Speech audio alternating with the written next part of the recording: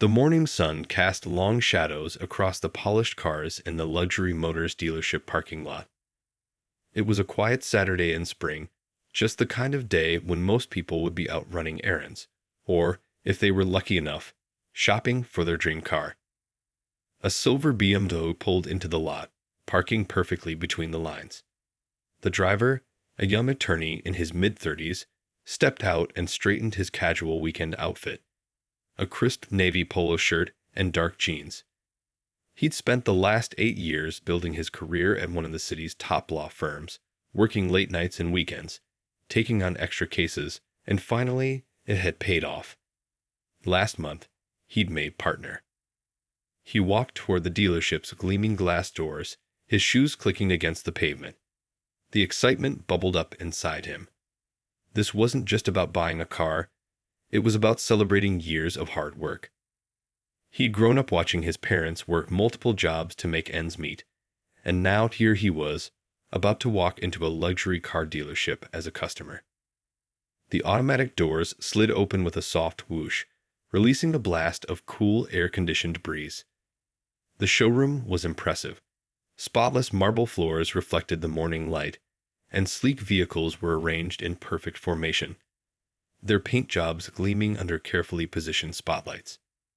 The smell of leather and new cars filled the air, mixed with the faint scent of coffee from the customer lounge. It was relatively quiet inside, with just a handful of employees visible. A couple of sales representatives stood chatting near the reception desk, coffee cups in hand. Behind the main counter, a woman was typing away at her computer. Everything about the place spoke of luxury and exclusivity. He took a moment to soak it all in, remembering how just 10 years ago, he wouldn't have dreamed of being able to shop in a place like this. His fingers brushed against the business cards in his pocket, a habit he developed since making partner. Each card was a reminder of how far he'd come from his humble beginnings in a small apartment above his parents' convenience store. As he began walking toward a stunning dark blue sports car that had caught his eye, he noticed something odd. The sales representatives, who had been chatting just moments ago, were now watching him with unusual intensity. Instead of approaching him with the eager enthusiasm typically shown to potential customers, they seemed to be deliberately avoiding eye contact. A security guard appeared from around a corner, adjusting his uniform belt as he walked. There was something purposeful about the way the guard positioned himself, maintaining a clear line of sight to the new visitor while speaking quietly into his radio. The attorney pretended not to notice, continuing to admire the vehicle in front of him. He'd done his research. He knew exactly what he was looking for, and he could easily afford it. The car's window sticker showed a price that would have made him flinch a few years ago, but now it was well within his budget. He prepared for this moment, bringing his bank statements and pre-approval letter, tucked neatly in the leather portfolio under his arm.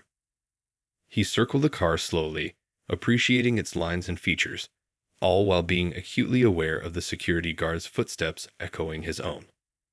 With each step he took, the guard took one too, maintaining an uncomfortably close distance. The excitement he'd felt pulling into the parking lot was slowly being replaced by a familiar tension, one he'd hoped he'd left behind after achieving his current position. Other potential customers began to trickle in, and he couldn't help but notice how differently they were being treated. Sales representatives immediately greeted them with warm smiles and firm handshakes, offering coffee and assistance. Yet here he stood, a partner at a prestigious law firm, being tracked like a shoplifter. He took a deep breath, reminding himself of who he was and what he accomplished. He'd faced prejudice before and had learned to handle it with dignity and professionalism. Little did the dealership staff know, their actions in the next few minutes would lead to consequences none of them could have anticipated. The atmosphere in the showroom grew more tense with each passing minute. The young attorney continued examining the dark blue sports car, pretending not to notice the whispers and stares, but his heart was racing.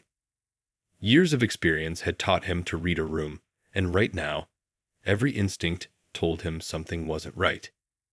Two sales representatives huddled near the coffee station, speaking in hushed tones while repeatedly glancing in his direction.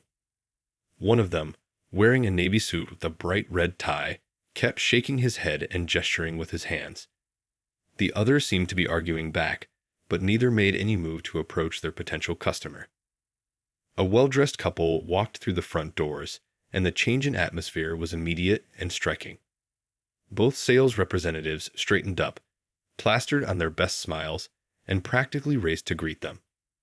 "Welcome to Luxury Motors," one called out cheerfully, while the other offered to fetch them coffee or water. The attorney watched this scene unfold in the reflection of the car's window. He'd seen this behavior before, back in law school, at high-end restaurants, in luxury boutiques. But this was 2024, and he'd foolishly thought things might be different now, especially given his professional success. The security guard, who had been following him at an uncomfortably close distance, spoke into his radio again. Still keeping an eye on the situation, he muttered, not quite quietly enough.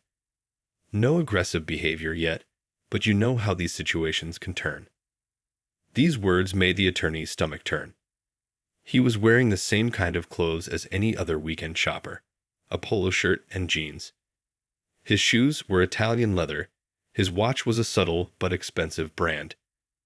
The only visible difference between him and the other customers was his skin color.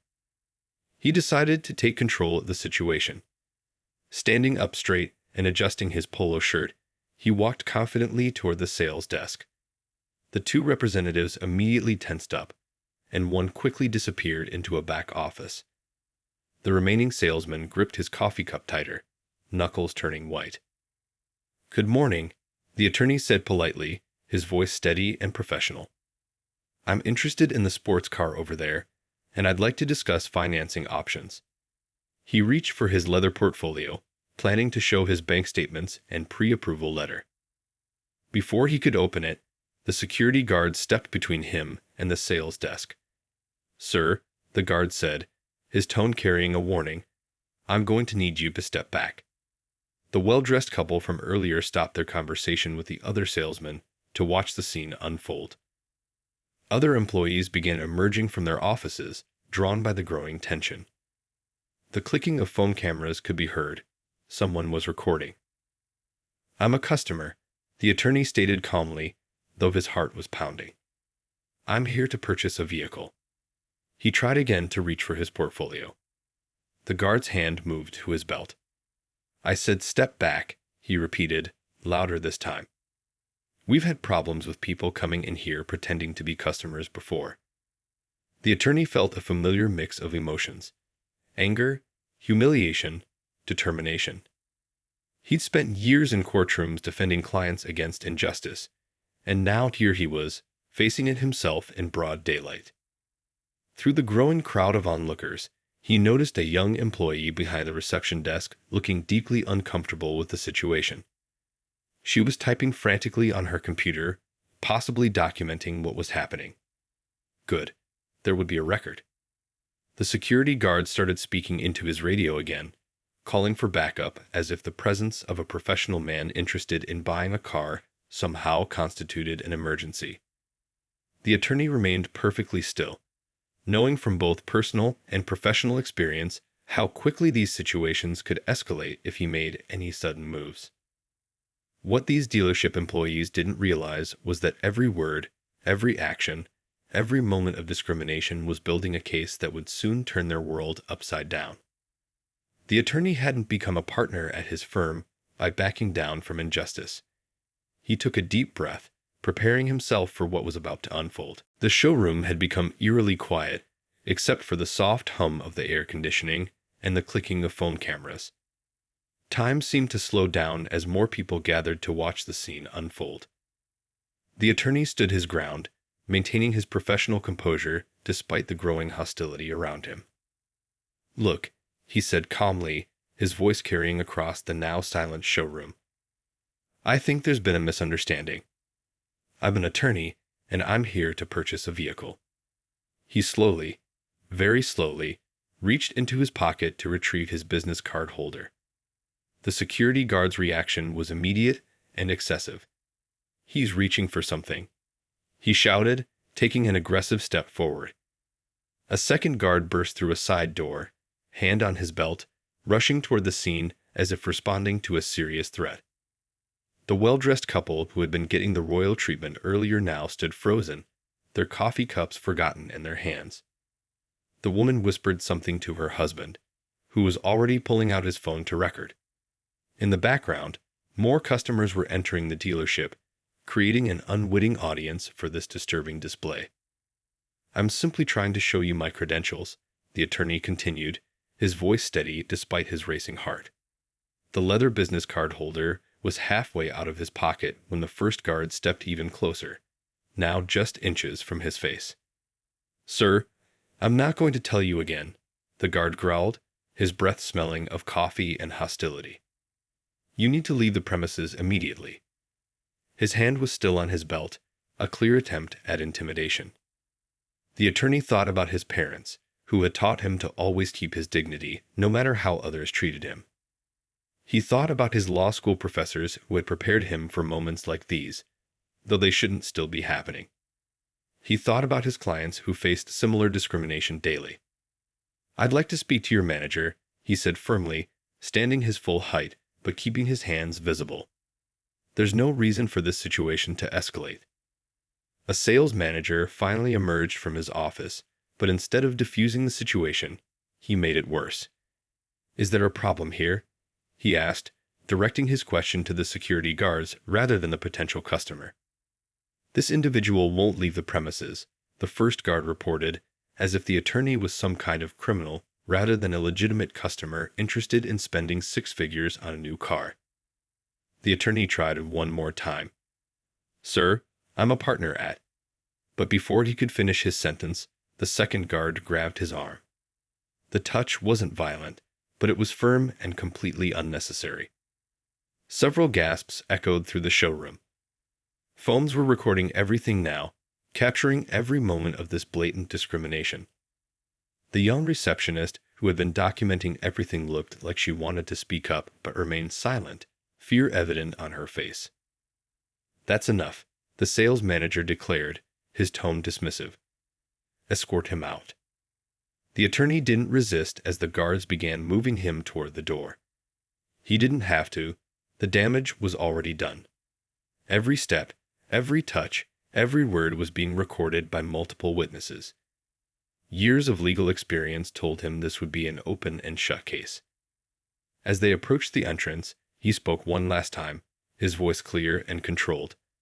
"You'll be hearing from my firm's legal team." The words weren't delivered as a threat, but as a simple statement of fact. The guards pushed through the glass doors, practically shoving him into the warm morning air. Other customers entering the dealership stopped and stared, creating a path as if he were contagious. The attorney straightened his polo shirt, which had become slightly wrinkled during the confrontation. Walking back to his BMW, he could feel the eyes of everyone in the showroom following him. His hands were steady as he opened his car door, his movements deliberate and dignified. Inside his mind, though, he was already preparing his legal strategy. This wasn't just about him anymore. It was about every person who had ever faced similar treatment but lacked the resources to fight back. As he started his car, he caught a glimpse of the security guards watching him from the entrance, their postures still aggressive despite his calm departure. Little did they know, their actions today would soon become a costly lesson in justice and consequences. Monday morning arrived with a different kind of tension in the air. The attorney sat in his corner office on the 23rd floor, the weekend's events still fresh in his mind. The wall of windows behind his desk offered a view of the city skyline, including, ironically, the luxury car dealership's distinctive logo in the distance. His office told the story of his success. Law degrees from prestigious universities hung on the walls. Family photos sat on his desk, and a shelf displayed various awards for his civil rights work. He'd fought hard to get here, and now he would use his position to fight for others. The first thing he did was review the emails and messages that had flooded in over the weekend. The incident had already started making waves on social media. Several witnesses from the dealership had found him online and sent their recordings of the event. Each video showed the same story from different angles. A well-dressed professional man being treated like a criminal for simply trying to buy a car. His phone buzzed with a message from the young receptionist at the dealership. She had taken a huge risk by reaching out, but her conscience wouldn't let her stay silent. "I have documentation of similar incidents," her message read. "This isn't the first time they've done this." The attorney leaned back in his chair, thinking about how differently things might have gone if he'd been wearing his usual business suit instead of casual weekend clothes. But then again, why should anyone have to dress a certain way to be treated with basic respect? He pressed the intercom button on his phone. "Could you ask the civil rights team to come to my office?" He spoke to his assistant. Within minutes, 4 of the firm's best civil rights attorneys were seated around his conference table. As he explained what had happened, he could see the familiar fire lighting up in his colleagues' eyes. They'd all seen cases like this before, but rarely with such clear evidence. One of them was already pulling up the dealership's history of complaints. "Look at this," she said, turning her laptop around.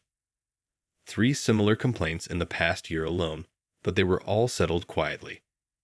The dealership's parent company has deep pockets. They just throw money at the problem and make it go away. The attorney nodded, his expression determined. "Not this time," he said firmly. "This isn't just about me. It's about every person who's ever been humiliated like this but couldn't fight back." They spent the next hour outlining their strategy. The security cameras would have captured everything. The witnesses' videos provided multiple angles.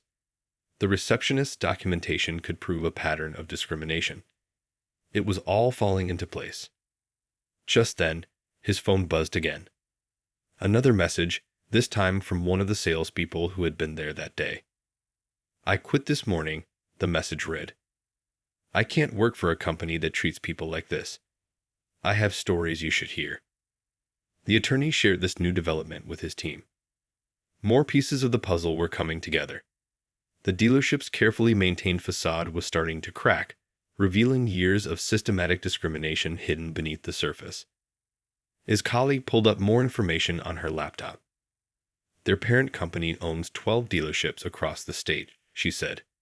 "If we can prove this is a system-wide issue, then we can push for real change," the attorney finished her thought.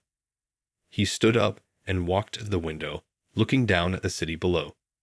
Somewhere out there, other people were probably facing similar discrimination right now. But this case could set a precedent, could force companies to think twice before profiling their customers. The team spent the rest of the morning drafting the initial legal documents. This wouldn't be a simple discrimination case. They would push for systemic changes, mandatory training programs, and independent oversight of hiring and security practices. As the attorney reviewed the draft complaint, he thought about how that security guard had grabbed his arm, how the manager had dismissed him without a second thought. They probably thought he was powerless in that moment. They had no idea they were about to become an example of justice in action. By Tuesday afternoon, the story had exploded across social media. The videos taken by witnesses at the dealership had gone viral, with millions of views and thousands of comments. The attorney watched from his office as news vans gathered outside the dealership, their satellite dishes reaching into the sky like metal trees. The security footage from the dealership had arrived that morning, subpoenaed by his legal team. The images were crystal clear, better than anyone had expected. On the large conference room screen, the attorney watched himself walk into the showroom, calm and professional. The footage clearly showed how the sales team had ignored him while rushing to help other customers. His phone hadn't stopped ringing since the story broke. Former employees of the dealership were coming forward, each with their own stories to tell. A former sales manager had kept a detailed diary of discriminatory practices he'd been forced to follow. "They told us to watch certain customers more closely," he explained during a recorded interview. "They had codes they used over the radio to alert security." The young receptionist's evidence proved invaluable. She had secretly documented dozens of similar incidents over the past year, complete with dates, times, and names. I couldn't sleep at night knowing what was happening, she told the legal team. I kept hoping someone would stand up to them. Local news stations were running the story in heavy rotation.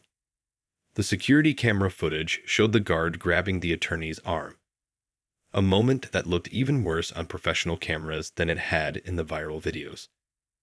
The 6 o'clock news played it in slow motion, highlighting the unnecessary use of force against a calm, well-dressed professional who had simply tried to buy a car.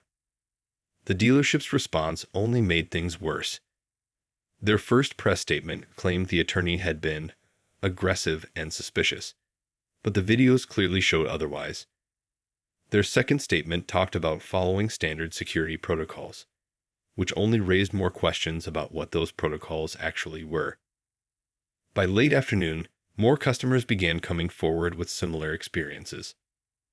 A doctor shared security footage from 3 months ago showing nearly identical treatment. A business owner had saved all her emails complaining to the dealership about discrimination.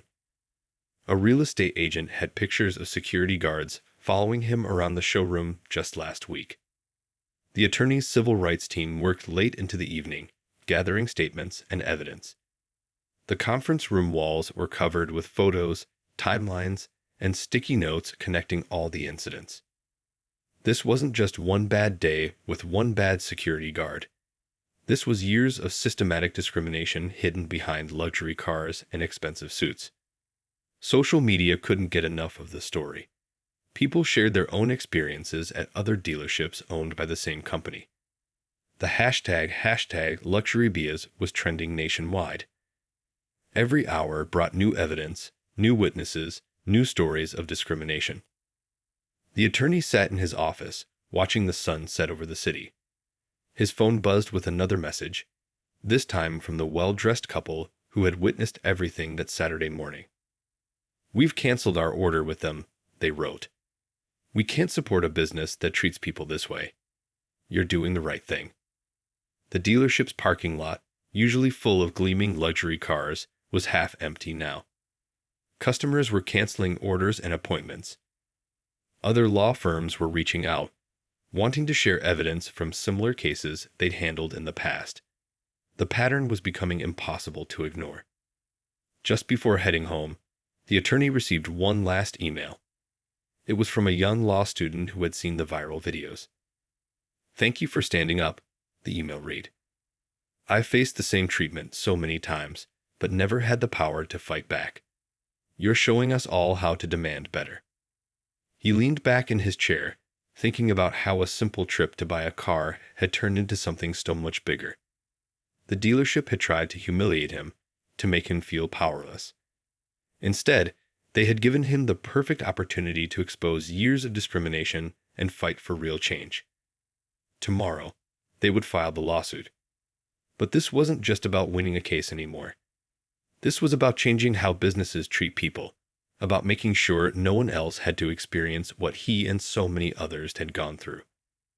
The dealership's day of reckoning was coming, and justice would finally be served. The morning of the lawsuit filing brought an energy to the law firm that felt like electricity in the air. The attorney arrived early, his car pulling into the underground parking garage just as the first hints of sunrise colored the sky. The weight of what they were about to do sat heavily on his shoulders, but his determination hadn't wavered. The firm's conference room buzzed with activity. Lawyers and paralegals moved with purpose, sorting through mountains of evidence that had grown exponentially over the past few days. Coffee cups littered the large table, evidence of the long hours everyone had put in to prepare for this moment. "You need to see this," called out one of his colleagues, waving him over to her computer. She pulled up a new email that had arrived overnight. A former HR manager from the dealership's corporate office had sent internal memos showing the company had ignored dozens of discrimination complaints over the years. "They knew exactly what was happening," she said, her voice tight with anger. "They just didn't care." The lawsuit they were about to file wasn't just about one incident anymore. Page after page detailed a pattern of discrimination that stretched back years. The young receptionist's documentation had opened a floodgate. More employees were coming forward every day, each with their own stories to tell. At exactly 9 a.m., the attorney stood before a crowd of reporters outside the courthouse. Camera flashes lit up the morning air like lightning as he explained what they were about to file. Behind him stood a group of people who had all experienced similar treatment at the dealership. Doctors, business owners, teachers, all with stories that needed to be told. This lawsuit, he began, his voice clear and strong, is about more than just one person being wrongly thrown out of a dealership. It's about a system that judges people based on how they look rather than who they are. It's about changing that system. Inside the courthouse, as they filed the official documents, his phone buzzed constantly with support messages. The news had spread quickly on social media, and the hashtag dealership discrimination was trending nationwide. People were sharing their own stories of facing prejudice while shopping for cars, creating a virtual tsunami of support. Back at the office, the attorney watched as major news networks picked up the story. The security footage played again and again on different channels. The calm customer, the aggressive guards, the unnecessary escalation. Each replay strengthened their case and sparked more public outrage. By afternoon, the dealership's parent company was in full crisis mode. Their stock price had dropped significantly as investors worried about the scandal. They issued another statement, this one promising a full internal investigation. But it rang hollow against the mountain of evidence already public. The most powerful moment of the day came when a group of luxury car owners organized a protest. They drove their expensive vehicles, many purchased from the same dealership, to park outside the showroom. Each car carried signs reading, "Money doesn't have a color," and "Stop the discrimination." The irony was perfect. The very customers the dealership valued most were now standing against them. The attorney's email inbox filled with messages from other law firms across the country, sharing similar cases and offering to help. This was becoming bigger than just one dealership in one city. It was shining a light on discrimination in the entire luxury retail industry. Late that evening, as most of the office had emptied, the attorney sat at his desk looking at a photo of his parents. They had taught him to stand up for what was right, no matter how difficult it might be. He thought about how proud they would be to see him using his success to fight for others. A breaking news alert popped up on his computer screen. The dealership's corporate office had just announced an emergency board meeting for the following morning. The pressure was building, and cracks were starting to show in their carefully constructed facade. Tomorrow would bring new challenges, but for now, he allowed himself a moment to appreciate how far they'd come. What started as a simple trip to buy a car had turned into a movement for change. The dealership had tried to make him feel powerless, but instead, they had given him the perfect opportunity to show just how powerful justice could be. The emergency board meeting at the dealership's corporate office lasted until midnight. While they were meeting, the attorney and his team were busy reviewing new evidence that kept pouring in from unexpected sources. A whistleblower from the company's 8th department had sent them internal emails that revealed something shocking. "Look at this," one of his colleagues called out, pointing to her screen. The emails showed that the dealership had a secret scoring system. Customers were rated based on how they looked and dressed, with different security protocols for different scores. The system was clearly designed to discriminate, but they had hidden it behind corporate language about customer profiling and risk assessment. The next morning, news broke that 3 top executives from the dealership's parent company had resigned. The company's stock price dropped even further as investors rushed to sell their shares. Major car manufacturers were threatening to pull their franchise agreements, not wanting their brands associated with discrimination. The young receptionist who had first shared evidence with them arrived at the law firm with boxes of printed documents. "They're trying to delete everything," she explained, setting down the heavy boxes. "But I made copies of everything months ago. I knew someday someone would need them." Local business groups started canceling their fleet contracts with the dealership. A major tech company that had bought all their executive cars from there for years publicly announced they were taking their business elsewhere. The pressure was building from all sides. The attorney sat in a meeting with his team, reviewing security camera footage from other dealerships owned by the same company. The pattern was clear. It wasn't just one location, it was happening everywhere. They had uncovered a system of discrimination that stretched across state lines. "We've got something big," called another lawyer from down the hall. She rushed in with her laptop, showing footage from a security training session. The trainer was explicitly telling guards who to watch more closely, who to follow, who to question. It was discrimination caught on video, plain and simple. By afternoon, protest groups had gathered outside several dealership locations. But these weren't angry mobs. They were well-dressed professionals, many driving luxury cars themselves, holding signs that demanded change. The image was powerful. Successful people of all backgrounds united against discrimination. The attorney took a moment to step back and look at the wall of evidence they'd gathered. Pictures, emails, videos, testimony. It all told the same story. This wasn't about one bad experience or one prejudiced security guard. This was about a company that had built discrimination into its daily operations, hiding it behind policy manuals and corporate speak. Media requests kept coming in. News channels wanted interviews, newspapers wanted statements, radio shows wanted him to call in. But he stayed focused on building the case. This wasn't about getting attention. It was about getting justice. A new email arrived from another former employee. This one had worked in accounting, and she had records of all the settlements the company had paid over the years to keep discrimination complaints quiet. The numbers were staggering. Millions spent to hide their behavior rather than change it. Late that evening, as he was reviewing depositions, his phone buzzed with a message. It was from a teenager who had seen the news. "My dad went through the same thing last year," the message read. He was so hurt by it that he never went back to buy a car. "Thank you for fighting for people like him." That message hit home. This case wasn't just about legal victories or company policies. It was about human dignity. About parents teaching their kids to stand up for what's right. About making sure no one else had to feel the sting of discrimination while just trying to live their life. The sun had set hours ago, but the office was still buzzing with activity. Tomorrow would bring more challenges, more evidence, more stories of people who had faced similar treatment. But tonight, they could see the impact they were having. The dealership's perfect facade had crumbled, revealing the truth they had tried so hard to hide. Every piece of evidence, every witness statement, every leaked document was another crack in their foundation.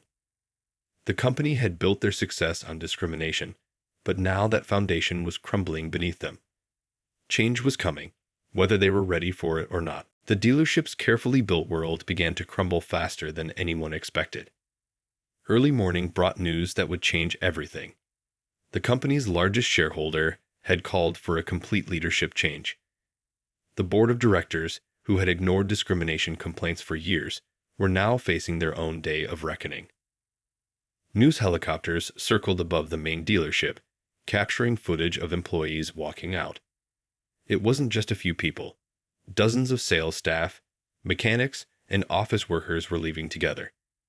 They carried boxes of personal items and stories of what they'd witnessed over the years. "I can't be part of this anymore," one salesperson told reporters, his voice shaking with emotion. "We were taught to judge people the moment they walked in. It wasn't right then, and it's not right now."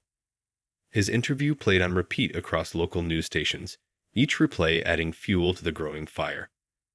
Inside the law firm, the attorney's team had uncovered something even more damaging. Hidden in years of financial records were bonuses paid to managers who maintained what the company called customer quality metrics. Reading between the lines, it was clear they were rewarding discrimination. The young receptionist's evidence had led them to a training manual that no one was supposed to see. Inside were coded phrases and secret signals staff were taught to use when certain customers entered the showroom. The manual tried to hide its true purpose behind corporate language, but the meaning was clear. "Look at this section," one of the legal team pointed out. The manual had detailed instructions about which customers should be offered test drives, who should be shown the premium vehicles, and who should be steered toward the used car section, all based on how people looked. By midday, major car manufacturers began distancing themselves from the dealership. One luxury brand canceled their franchise agreement entirely, announcing they would no longer allow their vehicles to be sold there. Others were threatening to follow suit. The attorney received a call from a civil rights organization that had been monitoring similar cases nationwide. "This isn't just about one dealership anymore," they explained. "You've exposed a problem that exists across the industry. People are finally talking about it." Social media exploded with new stories. A retired judge shared his experience of being followed around a showroom despite wearing an expensive suit. A successful business owner posted security footage of being asked to leave another dealership location. Each story added another piece to the puzzle. The protest outside the main dealership had grown. Local business leaders had joined in, many parking their luxury cars, bought from other dealerships, in a line along the street. The message was clear: discrimination was bad for business. Inside the dealership, things were falling apart. The showroom was empty of customers. The once bustling service department sat quiet. The only sounds were phones ringing unanswered and the distant chants of protesters outside. Late afternoon brought another blow. A former regional manager came forward with records showing the company had specifically targeted certain neighborhoods for aggressive marketing while ignoring others. The pattern was impossible to ignore. They weren't just discriminating against individuals, they were discriminating against entire communities. The attorney stood at his office window, watching the sun set behind the city skyline. His phone buzzed with a message from his parents. "We saw you on the news," they wrote. "This is why we taught you to stand up for what's right. Keep fighting." The day ended with a powerful image captured by news cameras. The dealership's famous luxury car logo being taken down from the building. It was more than just a sign coming down. It was a symbol of how quickly things can change when people stand together against discrimination. As night fell, the attorney reviewed tomorrow's game plan with his team. The case had grown beyond anything they'd expected, but they were ready. The dealership had spent years building a system of discrimination, hiding it behind luxury cars and expensive suits. Now that system was crashing down, and change was finally coming. 1 month after the lawsuit was filed, the attorney stood in front of the courthouse steps for the final time in this case. The morning sun cast long shadows as reporters gathered, their cameras ready to capture the historic moment. The dealership had finally agreed to a settlement, but this was different from their usual quiet payoffs. The settlement wasn't just about money. It was about real change. The company would have to completely overhaul its practices, from the way they'd hired staff to how they treated customers. Every employee would go through proper training, and an independent civil rights committee would monitor their progress for the next 5 years. "This is what justice looks like," the attorney told the crowd of reporters. Behind him stood dozens of people who had come forward during the case: former employees, customers who had faced discrimination, and community leaders who had supported the fight.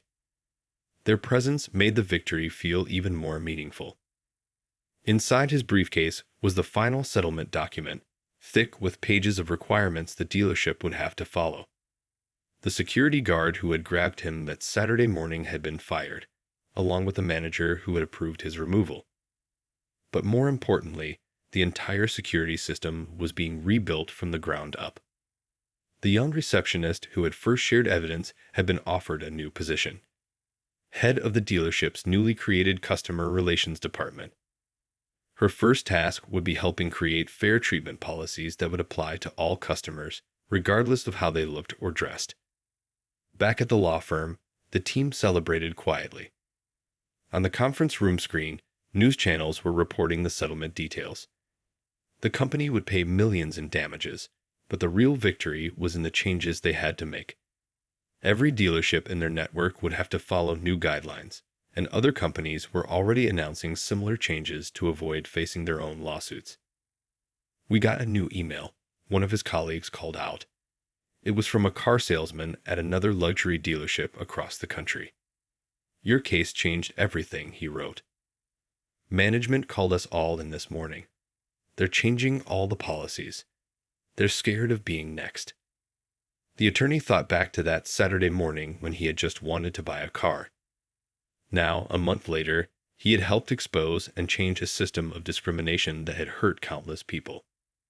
The dealership had tried to make him feel small, but instead, they had given him the opportunity to make a big difference.